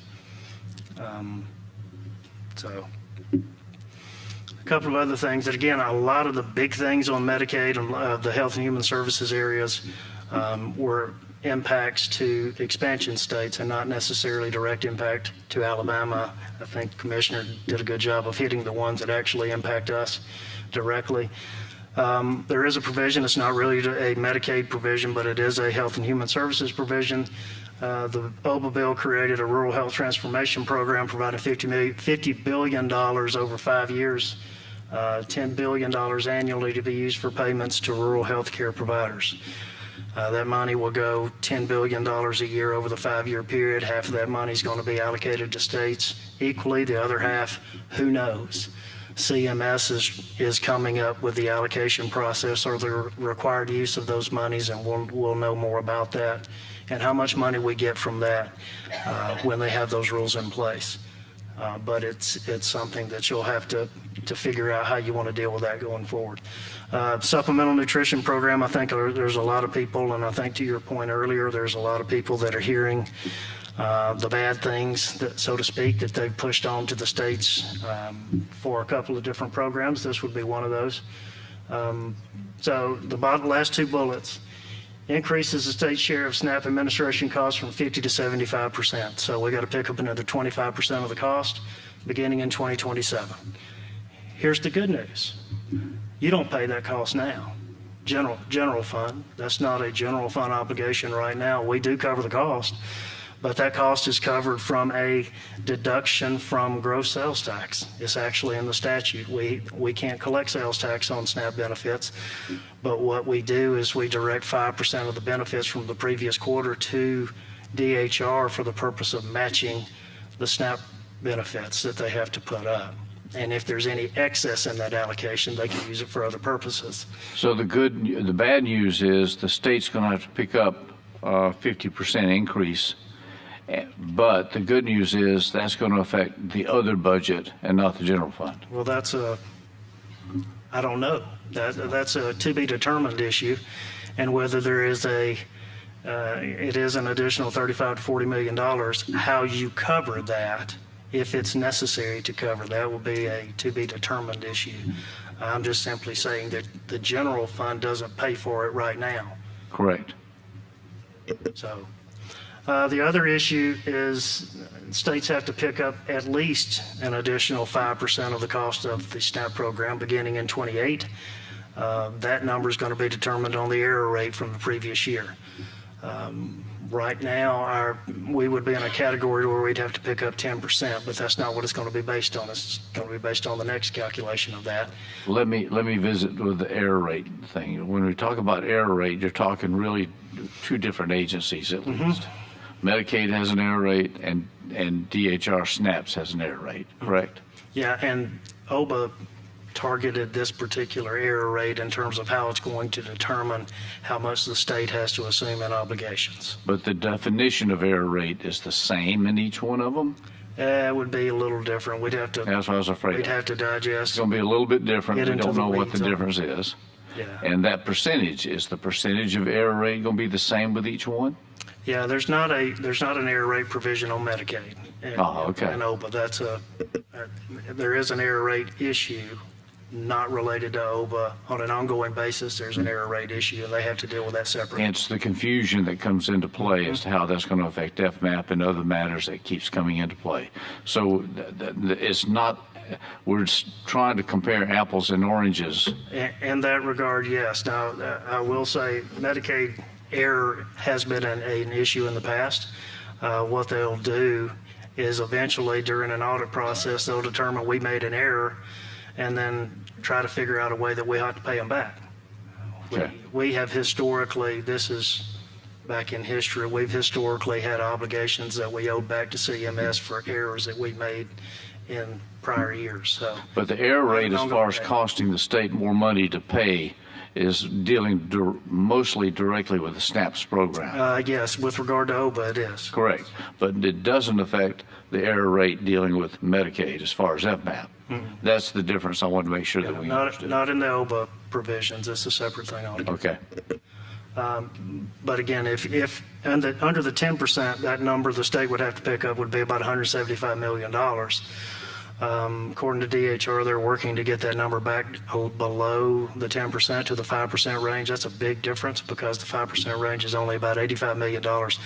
Regardless of where it winds up, it's a number that we will have to pay as a state or figure out another way to cover the cost.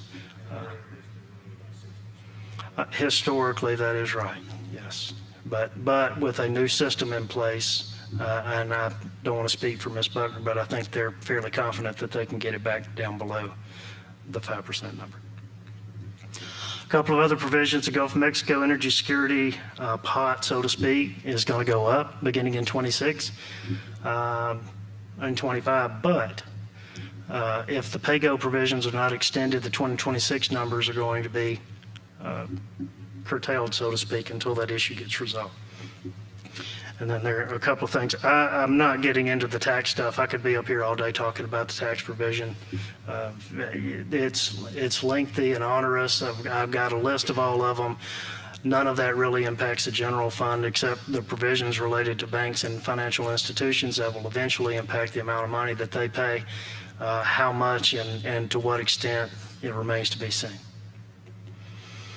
But the other issue you've got to worry about in terms of federal funding is just the appropriations process. For example, the president had proposed consolidating several block grant programs under mental health, so to speak, into a new behavioral innovation block grant fund at $4.03 billion. That was actually a reduction of $628 million from the grant funds that were being consolidated. The House hasn't acted yet, but the Senate basically restored funding for the individual grant programs. He proposed eliminating funding for family planning. Senate restored the funding. President proposed eliminating funding for the low-income energy assistance program. The House hasn't acted, but the Senate restored funding for the individual program. The housing issue, he proposed consolidating several of the residential rental assistance programs into a single program. The House and Senate restored the program restored the funding for the separate programs. In other words, the federal appropriation process hasn't finished. When they come back from their Labor Day recess, they're going to pick right up with a short time window to get all of these budget issues in line. For 2026, here's one that will have an impact on your general fund. The president proposed reductions of roughly $2.5 billion to the Clean Water and Drinking Water Revolving Fund. Now, we have both of those, and we had anticipated, based on the IIJA, that we were going to get additional money for those on an ongoing basis for the next few years. The House reduced the funding by only $1.7 billion, and the Senate only reduced it by $597. If that reduces the amount of money we get as a state, the good side of that is it also reduces the amount of money we got to put up to match that money. So there might be a little bit of money we could claw back from ADEM to use for something else. Mr. Chairman, I have a question. How is this going to impact where we are now with the ARPA funds that are in process for those, in particular, rural counties that we were dealing with as far as water issues? Didn't claw back ARPA money, although that was discussed at one point in time. So those projects are ongoing. Hopefully they're half of the way completed at least. We haven't had an update from land. From the last reports we got, which was last April, I think it was, from ADEM, all those projects are online and prepared and going in the ground and should be finished within the next 10 months from now.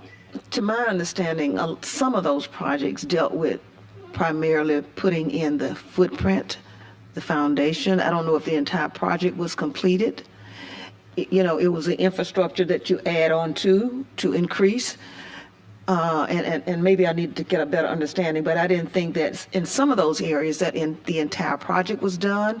It was laying the foundation so that you could do the add-on later on as funds became available or local governments were able to work together with consortiums or memorandum of understanding with the county governments. Are you referring to the wastewater projects in a certain part of the state? It could have been, but we also had one that dealt with drinking water. We'd have to get ADEM back over to give us an update. Yeah, well, we may need to get ADEM, and they have a new director too. That's one reason we didn't call him over. Bring them over and let them talk. We'll get with them and figure all that out. We need to do that probably before we come into session. Senator. I asked one other question. I didn't. Going back to the other rescinds unobligated balances from CHIP Act. Tell me about that. Oh, that was part of a separate program. Oh, wait a minute, where'd it go? That was one of the more recent federal acts that they had set aside money to draw in some of the foreign manufacturers of chips. It was incentives and everything's on top of that, so it was some money that was obligated. So the federal appropriation process is a little different than ours. They obligate money and then they appropriate the money. So there were money that was obligated for the CHIPS Act, but it hadn't been appropriated, so they clawed it back into the coffers, so to speak, to be used for other purposes. So this is money that agencies had been anticipating, or what? This is nothing at all, and I'm glad you asked that, but this is absolutely nothing to do with the CHIPS program. This is a CHIPS Act. This is about manufacturing. I got you. Yes. Chips, electronics. Chip. Yes. Okay, that chip. Kirk, I don't know that my question really has been answered. Have you reached the point? I got it on the note. All right. Okay. It's a real big concern that I've got, and I know it is yours as well. Thank you. So, hit some of the state issues in terms of revenues, hit the federal issues. So, anticipated slower state issues going forward. Anticipated slower growth in the general fund. Can't ignore that. Additional state obligations from federal program changes or appropriation changes, you absolutely are going to be impacted by that, probably mostly beginning in 28. However, there's several grant programs that were CHIP related, that were public health also related, that are going to go away. I say this a lot. You will be approached by lots of people asking you to continue a program because it was a great program. Just ask them. And you'll have to weigh that with regard to how much money you got to spend and whether it's a priority to you. It's all I can tell you. I will say you absolutely cannot assume state funding of federal funded programs just because they get reduced or go away. Ongoing obligations, obviously, we're not here to tell you, or the agencies aren't here to tell you what they're asking for next year, but just know Medicaid, their ask for last year and what you funded was an over $200 million increase. CHIP was a $25 million increase. Corrections goes up every year. There's a healthcare contract that we have to keep pace with. In other words, the asks are not going to go away just because we may have less money to deal with. They're going to continue to come at you right and left. It's a matter of how you deal with those. So, impact on the general fund of various things. I'm overly concerned, probably more than I should be, but it will be an impact. The AAA tax credits are scheduled to go away at the end of the year. I know there's people working on that to try to get it delayed or extended, but unless they do, that is something that's going to impact you, and here's why. We've got about 400,000 Alabamians that's on an ACA-funded healthcare program. And I already had a report this week that the premiums on those are going to go up by about 20% next year. If the tax credits that are being used right now to help pay for those costs goes away, you're going to have a substantial number of those that are just not going to have insurance anymore. That's just fact, I guess. And then how that impacts you is that will eventually wind up showing up in the insurance premium tax number, because right now there's a premium tax collected on those accounts. So it could, and I've got some numbers from Urban Institute, I got some numbers from Kaiser Foundation on back of the napkin kind of stuff, and again, this is not me saying anything is going to happen, but they anticipated a decline in the number of insured people based on that of about 100,000 people. And if that were to happen, they were looking at somewhere in the neighborhood of $10 to $15 million impact on insurance premium taxes. What I have says 200,000 people, a 20 million impact to the general fund. That's a big deal. And I know there are ongoing discussions with members of Congress and others about trying to extend those. I don't know where that stands, but it's going to be an impact and something you'll have to consider in that revenue stream, particularly next year, if those are not extended. Yes, sir. If I may, we're getting close to the end, but you've got a couple of things here that I wanted to make note of. We, in the last couple of sessions, have done things to reduce revenue coming in, i.e. we cut taxes. We put caps on property taxes. We've increased deductions on property taxes and on homesteads and such. We've done several things like that to relieve the tax burden on people. The result of that, though, is we have less revenue coming in. Premium tax, you mentioned the insurance premium tax, and we don't know what the effect of our passing with the Alpha insurance, how that will affect or not affect us. We don't know that yet. It will have an effect, and it won't be a positive effect. We know that. We just don't know how much.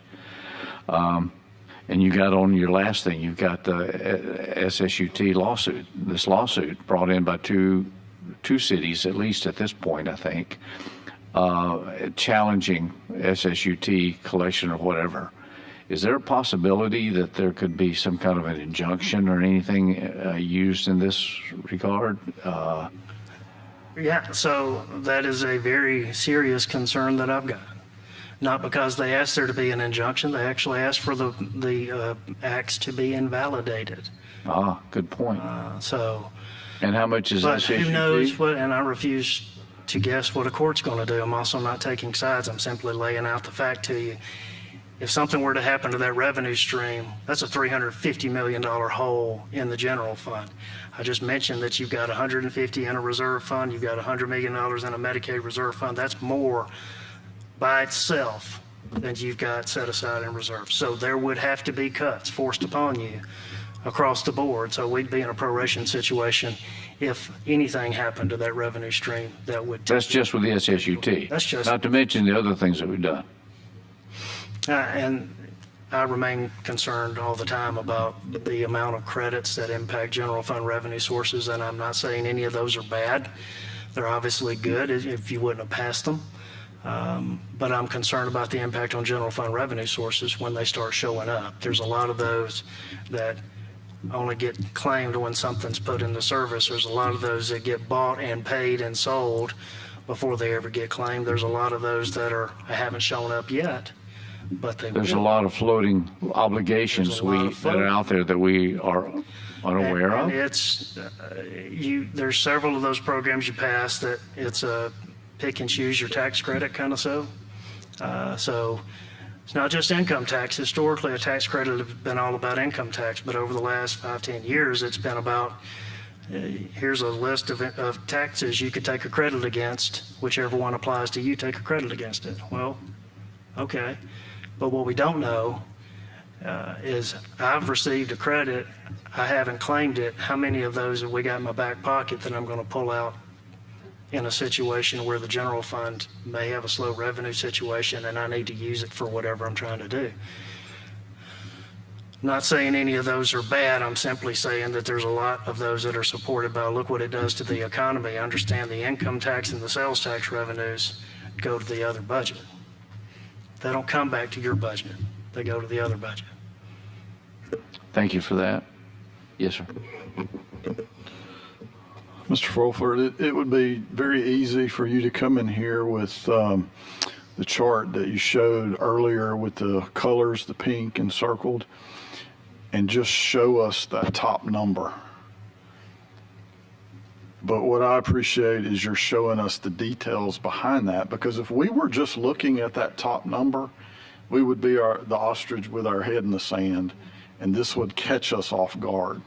So I know it takes a lot of time and energy and effort for you and your staff to forecast and think and plan ahead, but that's what we need. And I just want to tell you I appreciate that, because in my experience, after a sugar high comes a sugar low. I mean, that's just the way it works.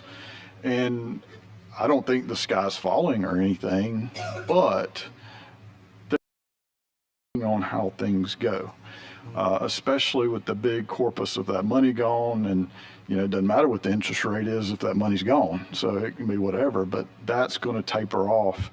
I will say that I am pleased that it hasn't hit as quick as it could have. So, if the Fed had dropped those rates much earlier, we'd be talking about it right now today. So that actually has helped us. Maybe it's slowing the economy. There's a lot of room to debate on all that. But anyway, the whole point of that is we as appropriators need to keep all of this in mind as requests and asks are coming in, because there are a lot of good programs, a lot of things that we need to do more of, and there's a lot of things that we're not doing what we need to do now. We get that. But if we get ourselves behind the 8 ball and we have to start talking about proration and all that, that is where we don't want to go. My first year here, we had a $250 million hole. And some of you were here and lived through that, and that was not fun. That was some of the most intense meetings that I've been in since I've been here. And I, for one, want to do anything and everything that I can to keep a brand new freshman legislator from having to deal with that in the future. So anyway, I appreciate your help, and I just hope that all of us in the appropriation roles really look at it and take all this to heart. So thank you. Thank you. Any other comments, questions? I just have a comment. Yes, ma'am. You know, I'm looking at the last line on here under the issues as far as the SSUT lawsuit, and somehow, well, if we're going back to the history, we have to remember that this is the money that we pay on basically ordering online, and we all do that. Most of my shopping now seems to be online. And we were not getting any of that money, meaning that the cities weren't getting, counties weren't getting any of that money either. But because of the legislation that was passed, now everybody shares in that. However, we understand that some cities or counties feel that they should be getting more. But I always look at it and I try to explain it, which means that all of us are going to have to be on the same page and trying to get this word out, because things are happening at the federal level that's impacting. I mean, we looked at all the money that we had, the opera money, the what was the other, the one that COVID funds, but there was another one that we had that all the cities got and everything. Everybody shared in that. Those days are gone. And as things are pushed down on the state, it's going to be less money simply because we already talked about, and thank you for that, the federal money that's coming in that's appropriated to local governments. They've gotten used to that, and I think some of them think that, okay, this is the manna from the sky is going to continue to come.